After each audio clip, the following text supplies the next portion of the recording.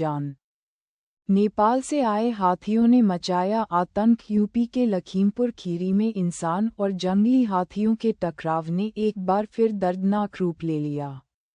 आधी रात को गन्ने के खेतों में घुसे हाथियों के झुंड ने किसान को सूंड में लपेटकर पटक दिया। जानिए पूरी खबर। इंसानों और जंगली जानवरों के बीच का टकराव एक बार फिर से जानलेवा साबित हुआ है। इस बार एक किसान को दर्दनाक मौत मिली है। मामला यूपी के लखीमपुर खीरी के मजगई फॉरेस्ट रेंज का है। 45 साल का किसान राम बहादुर अपने खेतों की रक्षा कर रहा था। 10 से 12 हाथियों ने आधी रात के अंधेरे में अचानक से धावा बोल दिया। जानकारी के मुताबिक जंगली हाथियों का एक झुंड अचानक से गन्ने के खेत में घुस आया। रात के अंधेरे में अचानक से हाथियों के सामने आने से हर कोई डर गया। ललिता प्रसाद और सुशी कुमार किसी तरह बच निकले, लेकिन राम बहादुर हाथियों के झुंड में अकेला फंस गया। एक जंगली हाथी ने उसे अपनी सूंड में लपेटा और जमीन पर ऐसे पटका जैसे धोबी कपड़े पटकता है। राम बहादुर की मौके पर ही मौत हो गई। जानकारी के मुताबिक जंगली हाथियों का एक झुंड अचानक से गन्ने के खेत में घुस आया। रात के अंधेरे में अचानक से हाथियों के सामने आने से हर कोई डर गया। ललिता प्रसाद और सुशी कुमार किसी तरह बच निकले, लेकिन राम बहादुर हाथियों के झुंड में अकेला फंस गया। एक जंगली हाथी ने उसे अपनी सूंड में लपेटा और जमीन पर ऐसे पटका जैसे धोबी कपड़े पटकता है। राम बहादुर की मौके पर ही मौत हो गई। अचानक से सुनाई दिया शोर, जो 2 लोग इस हमले में बच गए हैं।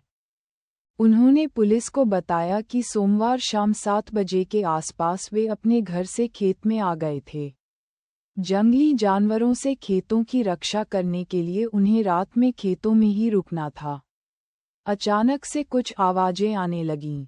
जब हम उस आवाज के पास गए तो अंधेरे में अचानक से 10 से 12 हाथी हमारे सामने आ गए। हम बचने में सफल रहे, लेकिन राम बहादुर को एक जंगली हाथी ने अपनी सूंड में लपेट लिया। उसने राम बहादुर को पहले तो खूब जमीन पर पटका, फिर पैरों से कुचल दिया।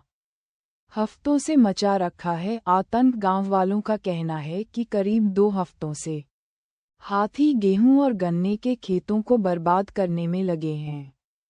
उन्होंने वन विभाग पर आरोप लगाए हैं कि बार-बार शिकायत के बावजूद ठीक ढंग से निगरानी नहीं हो पा रही है। फसल नुकसान को लेकर भी उन्हें मुआवजा नहीं मिला है।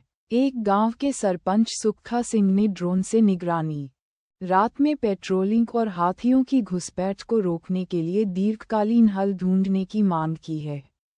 वन विभाग की सफाई दुधवा टाइगर रिजर्व के फील्ड डायरेक्टर एच. राजामोहन ने बाद में घटनास्थल की जांच की।